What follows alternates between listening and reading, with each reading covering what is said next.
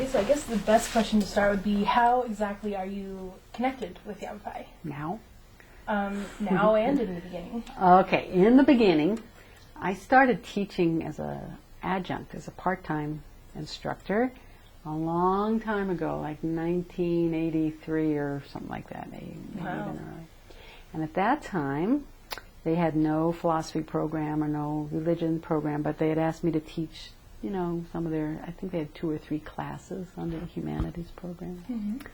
And then I came on full-time, and I put together the philosophy and religion program, and I taught full-time until about 2 years ago.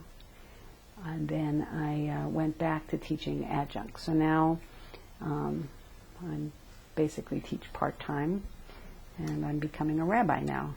But I put in all those years in the philosophy and religion department and some other programs too, and having fun at Yavapai. Out of all your experiences, like, do you have a best and a worst one from here? A best and a worst one? Or, you know, something like that? Well, maybe not just one, but maybe a few. Certainly on the best. I love working with students, and I love introductory classes. So to work with students, for example, I remember a guy who told me he had never read a book.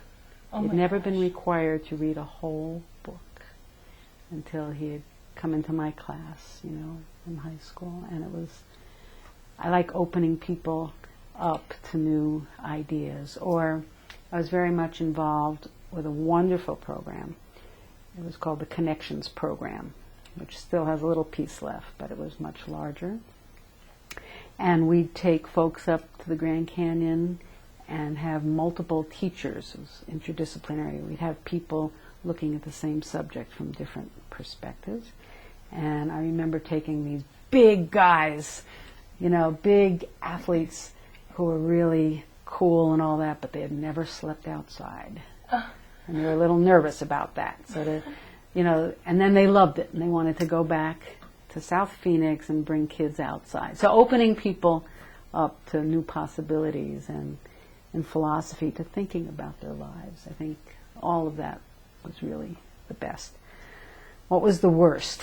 I don't know if there's any one worse, but it was very sad to me when some of the programs that emphasized interdisciplinary education, meaning having multiple teachers in the same classroom with students, showing them how you can look at a particular subject from different perspectives. Mm-hmm. When they cut that back, I was really disappointed. It's hard to see a program like that go. Yeah, and it's almost on its way out now, I hear, but that was really difficult because I was in the liberal arts division, and so our emphasis is on the whole student. The student not just as a student, you know, you're not just a student, you're a person, you're a citizen, that sort of thing. So when I see the idea of education getting more and more focused and narrow, it was a big disappointment. And I hope that doesn't get any worse. Those were the fights I was, you know, most passionately involved in. Students were always the best. You know. So when you were first here, how were things different? Like the campus, the students, staff, the whole entire atmosphere.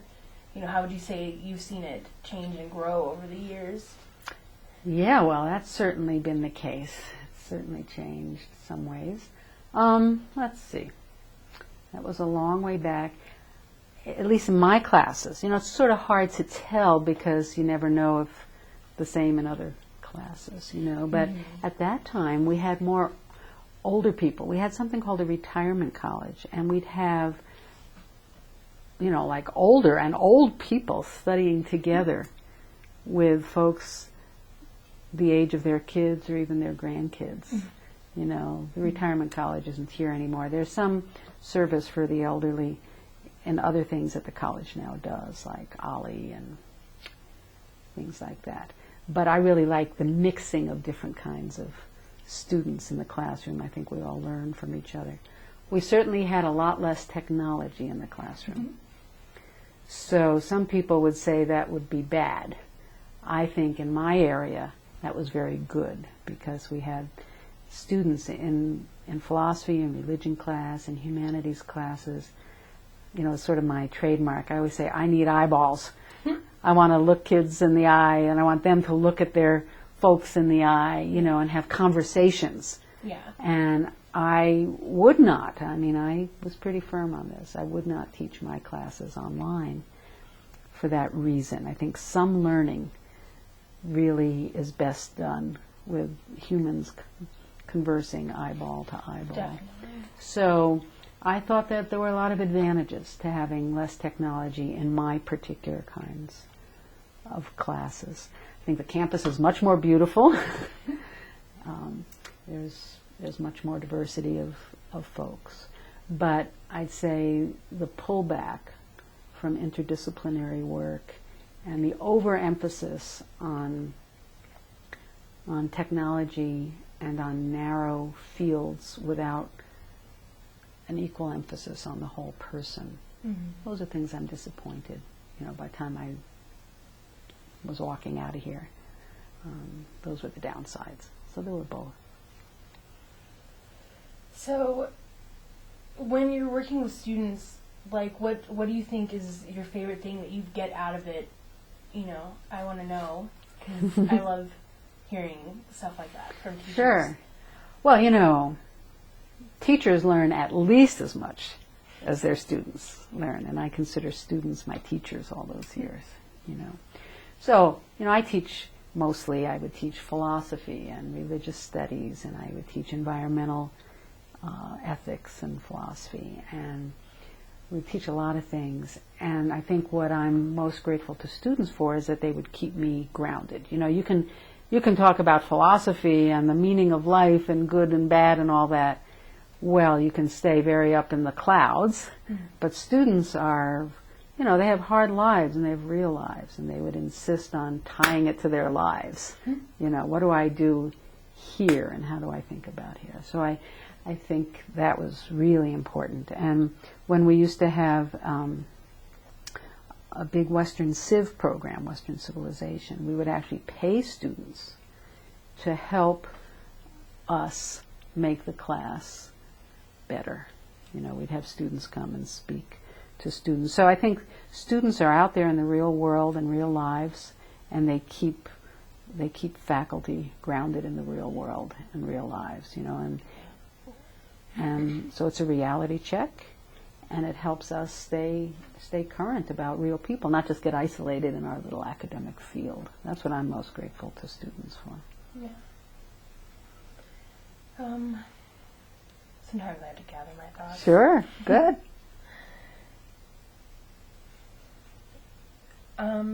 What do you think drew you here? Like, what brought you here in the first place? And are you glad that you came here? You know, do you think it made you a better person or enriched your life? Yavapai, you mean, or Prescott? Yes, Yavapai. Oh, absolutely. I loved my time at Yavapai. And like I say, I'm still teaching part-time from time to time. What drew me here? Well, I'm of the generation that was passionate about bringing college education to communities. This, at that time, was Yavapai Community College. And a lot of people who went into college teaching, they were sort of waiting for jobs to open up in the universities. Well, that wasn't me, and that wasn't a lot of my colleagues here. We wanted to bring real, substantive, good ideas in education to smaller communities, you know, to everyone, whether or not you're going on to graduate school or not. It was like a movement to bring higher education to small towns, and I'm absolutely glad I did it. It changed my life, you know. And I stayed here all those years, and I'll be coming back, you know, as a part-timer, because I still believe in that. And Yavapai, you know, still has much smaller class, you know, numbers, you know. Right. So again, that people-to-people learning at a community level has always been sort of a mission for me. So, yeah, at work, and bringing ideas that maybe you don't always read about in Dewey, to people's consciousness. Not just the academic ideas, but, real life issues. And so I was very lucky to work on a whole lot of campus projects outside of class. I mean, we would have discussions around banned book day or environmental day, or we'd build things outside for students to meet outside, and do lots of field trips. And just keeping it personal and human to human. Mm-hmm. I would never have kept teaching if I was off in some, impersonal place in graduate school. I was at ASU and I'd have, hundreds of folks sitting out there. Well, I wonder how much people go away from a class like that. Mm-hmm. And I couldn't have done that. That was too impersonal. I couldn't have learned. Yeah. And I couldn't have taught. So I'm very grateful to my time here, and it fulfilled what I wanted to do, which was engage with real people far from big fancy places, and show them that they have a mind and they can make contributions to the world, and they can think, and they can be a full person. It worked for me. Hope it worked for you. Definitely. Yavapai is a great place. Good. I'm glad to be here. Good. One thing with Yavapai, how have you seen it affect the community over the years? I've heard that there was and there still is some people who actually don't like having a community college in the town, and that have actually fought against it. Well, that would be real sad to me. I really feel Yavapai has been a real cornerstone of a lot of good things here. A lot of diverse things here. And to me, this town and this community and this county and this planet can only be helped if we have educated, engaged citizens. Mm-hmm. Right? So I'm on the side that would say this has been a great asset to this community. I mean, how can being more educated, more full-rounded, and more engaged in the community hurt? It costs tax dollars. Maybe people don't want to spend tax dollars on those things, but I'd say that would be short-sighted and selfish thinking. Your students are the future, and the better prepared they are, the better it is. My concern is more about what are the priorities of the college. Not that it's here. It's clear that it's good that it's here, to me. But again, I think we have to always keep in touch with what does it mean to be really educated? What does it mean to be a good person, a good citizen? And I think those questions have to be here. I would be sad if Yavapai College was convinced by outside forces or inside forces, to narrow that vision down to just job prep or something. I mean, everyone needs a job. I'm for job prep, but not in any narrow sense. I'm not quite sure which criticisms you're referring to, but in my experience it was more, what are we doing here? What are we accenting here? And if it's broad as well as effective for employment or whatever, then I'd go to the mat for Yavapai College anytime. And I just have a couple more questions. What advice would you give to people who are on the staff now, especially teachers and other faculty members, and as well as students coming here, pursuing an education? Any advice or thoughts that you'd give to them? Well, sure. I'm not really sure what the main issues are right now for those different groups. Mm-hmm. But, I teach philosophy. Philosophy is about holding in your heart a great vision and important questions. So I would say that to everybody, not to just accept things as they are, but to hold out for their vision of what it means to be a good person, a good community, a whole person, and to keep asking the questions and to keep being involved in making solutions. Outside in the world there's a whole lot of pessimism. Yes. And this whole thing about instead of saying things can't be done, get to work doing it. I think to stay in touch with your heart and soul and your spirit and your vision and your strongest assets, but to activate that. Whether you're an employee or a student, it's really easy to think all the decisions are made by someone else far away, and you make yourself into a sort of passive victim or something.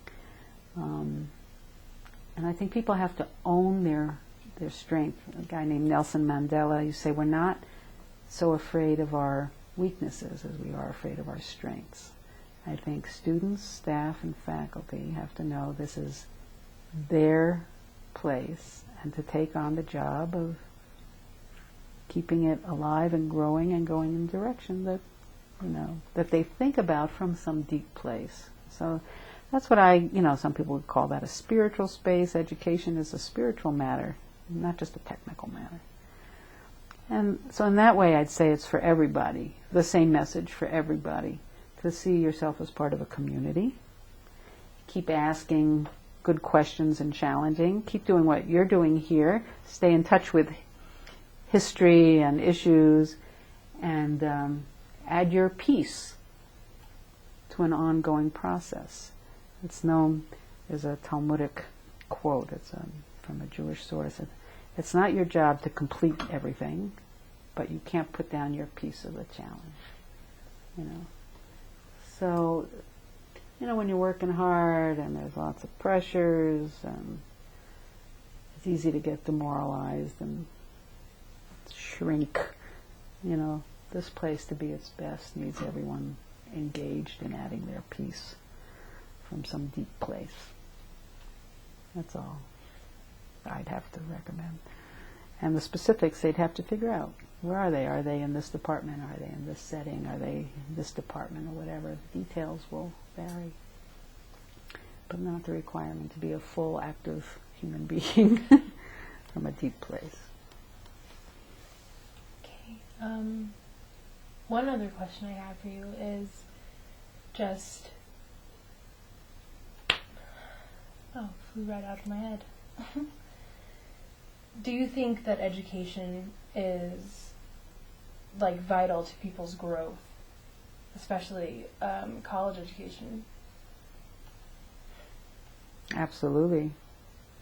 And I would say that sometimes what is most important for us are the things that we don't know about or don't think we care about. And those are the things, again, that challenge us the most to grow, and sort of related to one of your earlier questions. I'm saddened when people come to school and they think that they know everything they need to take, right?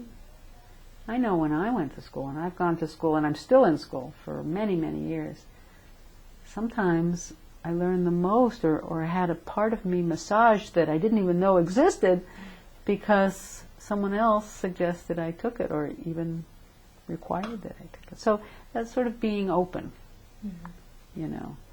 I think is really, really important. And, sometimes people think that college makes us snobs or is for snobs or something. And that's not the mission of a community college at all. I don't think we can serve ourselves, our family, our country, our planet, unless we're always growing. And that means always learning. It's like lifelong learning. Do you get it all in college? No, of course not. But you get certain things in college that you're not going to get elsewhere. So I don't know how we can grow without being exposed to new ideas and challenging ideas and wrestling with them and opening to them and critiquing them and then adding our piece. Well, that's all of the questions that I have for you. I think you definitely added a lot to Yavapai's history. Is there anything else you want to add before we conclude? Well, no, I thank you for this project. I think it's a good project, and I hope other people get involved with it. And I hope that, again, you turn on the television and you can get so bummed out. Yeah. So I hope that people use their time at school to stay in touch with their strengths and to see all the successes that humans have accomplished and are accomplishing now, when you look at them. It's sort of like, again, a discipline, a spiritual practice to remember that you can always make things better or worse. Which side are you adding your weight to? And enjoy school. School's for enjoying. That's probably it. Thank you very much. Okay. Take care. Good luck in your project. Thank you.